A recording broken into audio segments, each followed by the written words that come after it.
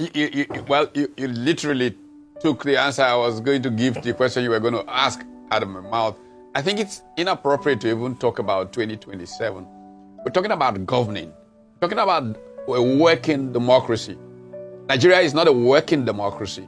And part of the effort of building a strong and viable political party is to make our democracy work first and foremost before people begin to think about another election. The problem with Nigeria is that we've thought in terms of elections.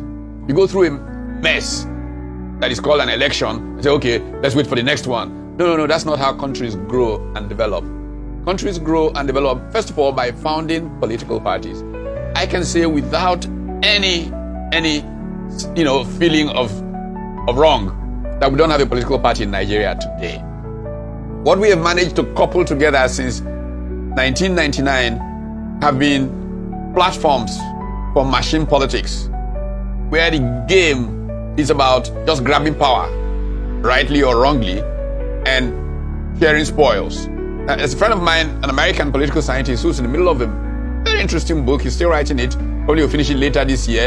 I'm actually inviting him to come and speak about it in Lagos in a few weeks. And he makes the argument that what has gone wrong with Nigeria's democracy is that in 1999, somehow the politicians managed to build a kind of coalition that enabled them keep out the military, but essentially put themselves in position to share the spoils, and did not think of Nigeria and governing to make Nigeria better. So election after election, yes, we've kept some cycle going, and politicians have been able to go and share spoils, but Nigeria has gotten worse and worse and worse. And the Nigerian people are so unhappy that the effect has been violence all through.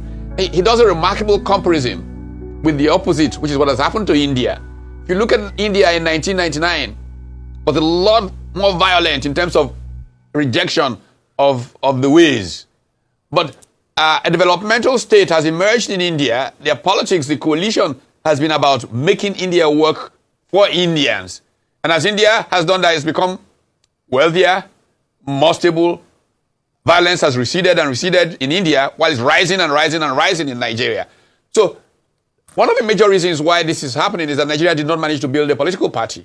It built these coalitions of politicians trying to share spoils in a rentier state. And it has neglected the people of Nigeria, the development.